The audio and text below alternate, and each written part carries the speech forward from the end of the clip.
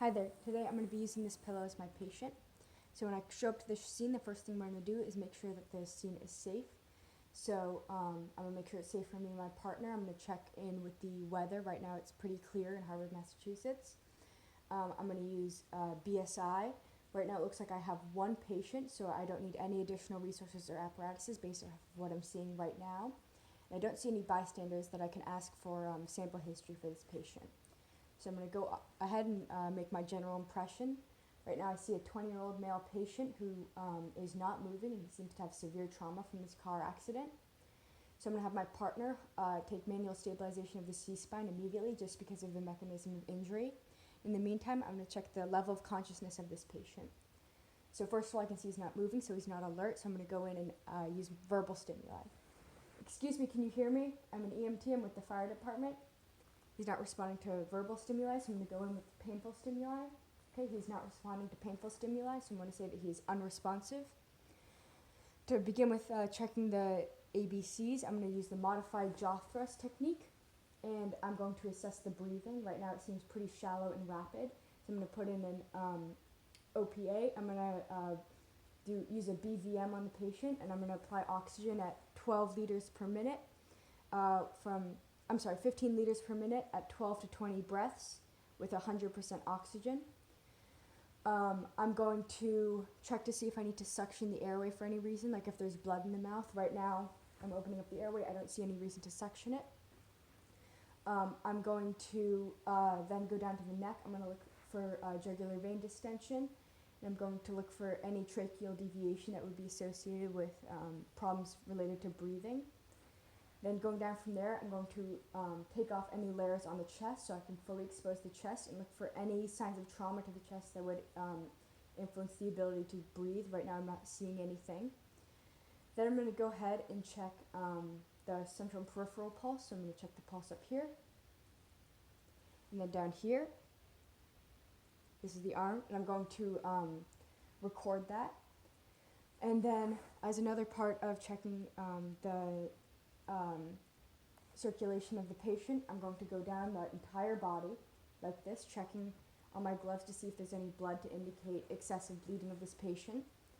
Right now I'm not seeing any of this bleeding that would imply some kind of a shock issue. And finally I'm going to look at the skin color, temperature, and appearance. So right now it seems, let's say it's pink, warm, and dry, and that's not going to cause any issues. If we saw maybe that it was cooler, clammier, that might suggest some sort of internal bleeding that we're seeing or something of the sort. So now I'm going to say this is a high priority patient based off of the mechanism of injury, the breathing problems, etc., the loss of consciousness especially. So I'm going to call in a trauma alert for the hospital and an ALS intercept. And I'm going to ask my partner to get the backboard for transportation and also the collar. And in the meantime, I'm going to still have somebody holding C-spine. So as I begin my primary assessment, I'm going to first check the head and neck to find if there's any major decap BTLS as I go down. Right now I'm not seeing anything. Then I'm going to look at the neck again, see if there's any change to the JVD or any tracheal deviation or even a stoma that we might see. And then I'm going to assess the shoulders. So I'm going to press down one at a time, and then both of them to see if there's any deformities or irregularities. Then I'm going to check the integrity of the chest wall, so I'm really going to push in right here, see if I feel any irregularities. And I'm going to look for equal expansion of the chest as the patient is breathing through the BVM. So am I seeing that both sides are expanding at the same time? And then while I have this chest fully exposed, I'm going to take out my stethoscope and I'm going to assess lung sounds.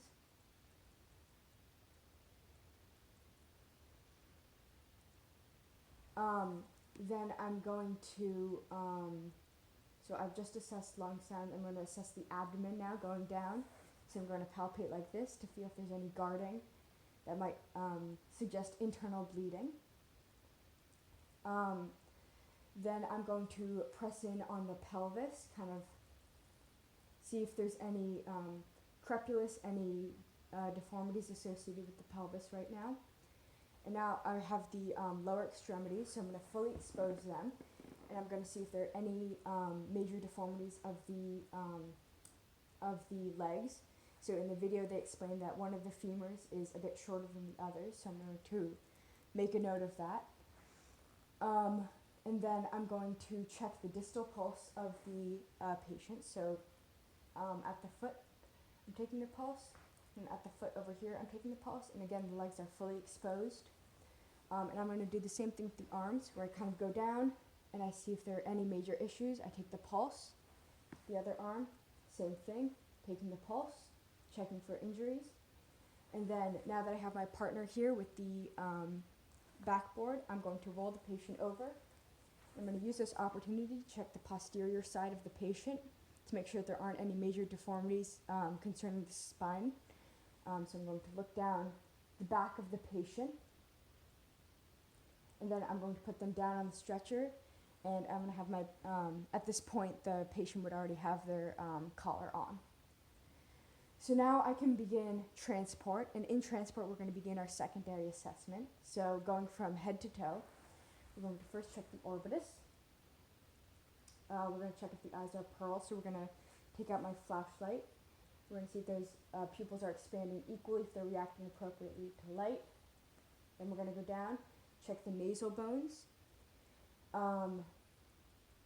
check to see if the airway is still intact, if we're still seeing the appropriate breathing that we saw before, or if there's been a difference, if it's improved, if it's gotten worse.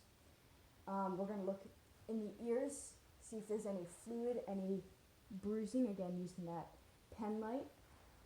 And then we're going to go in, again with the shoulders, this time a little bit more in depth. We're going to be feeling those clavicles, the scapulas, etc. We're going to push in on the chest, make sure that it's still intact as it was before. And now we're going to recheck lung sounds, see if there are any differences. So putting up the stethoscope, checking the lung sounds. Now we can reassess the abdomen, so pressing down once again to see if there's any guarding. And we're going to push on the pelvis once more. And then, because we're in transport, I can now have a partner help me with the splint as I continue splinting the femur as I continue with the secondary assessment. So one person on the femur. And now I'm going to recheck the distal pulses of the legs near their feet. And this is going to be especially important after the splint is in place, because we want to make sure that CSMs are still intact. Now I would have the patient, try to squeeze my hand with their hand, or see if they can move their feet, but of course this patient is unconscious, so I can't ask them to do that. I can, however, take those pulses. Then I'm going to assess the upper extremities, similar to how I did the legs. So do I see any major, I didn't see any major deformities during the primary assessment, but I'm going to go down like this. Along the arms, I'm going to check that pulse again. And then again, if this patient were conscious, I'd check their CSMs.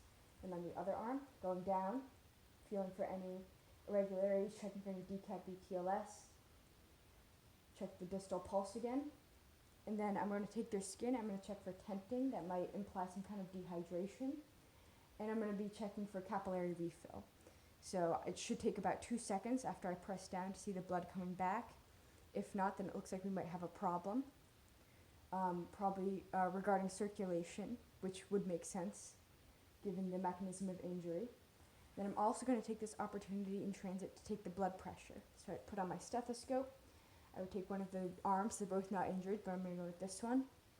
Take the blood pressure, and then record that along with the vitals that I've already taken. And then because of this patient's condition, I'm going to recheck their vitals every 5 minutes because they're a high priority patient, and then I'm also going to cover them with a blanket.